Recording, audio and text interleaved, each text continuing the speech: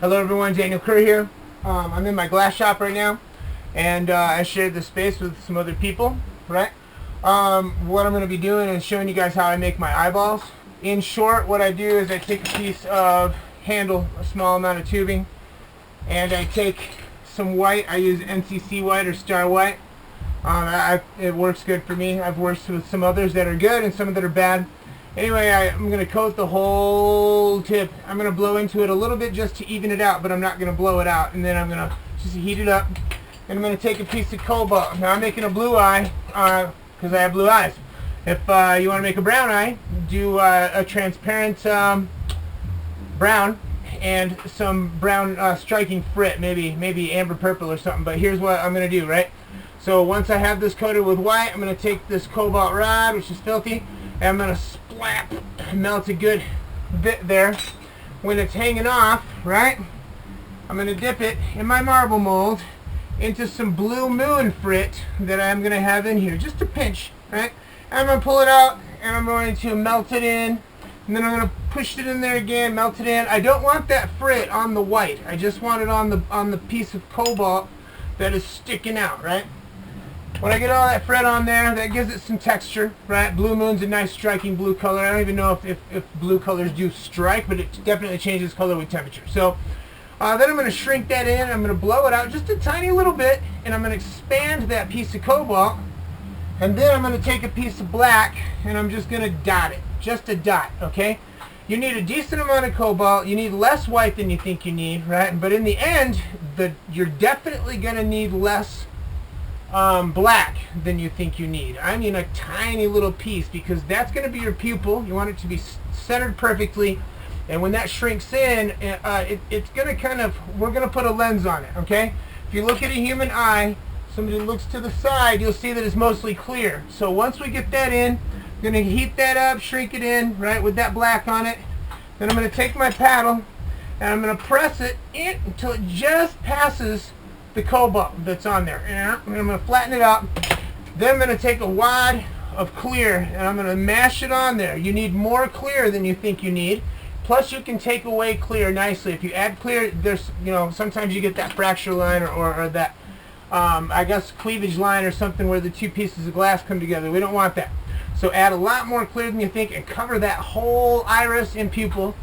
Pull it out, start shrinking it in, rounding it out, right?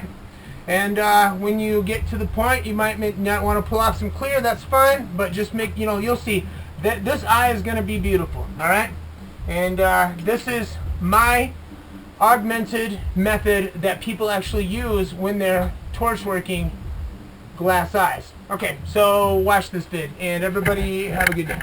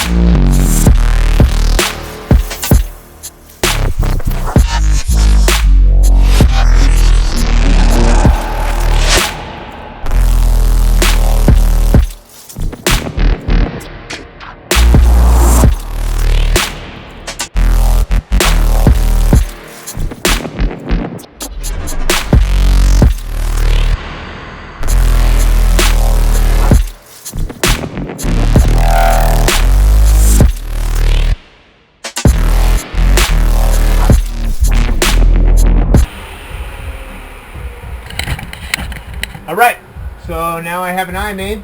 I'm going to tear this off and put it in the kiln. I turned the fan off so you can hear me. Going to put this in the kiln, but I'm going to use a little blow tech because I want you to see what the eye looks like at the end. Too many glass blowing videos don't show you the finished product, and that kind of infuriates me, to be honest. Alright, still got a little glow, man, but you can see that is a very lifelike eye. Right? All angles. Looks beautiful, right? Yeah, look at that thing. Man, it's nice. And you can augment the size of the pupil if you want. You can add some other colors and frit and whatever, you know. A lot of times just Blue Moon Rod and clear frit looks great. Sometimes if you know, I mean, it's just a beautiful eye. Good technique. Anyway, everybody have a good fall and winter and be blessed. Holidays are coming.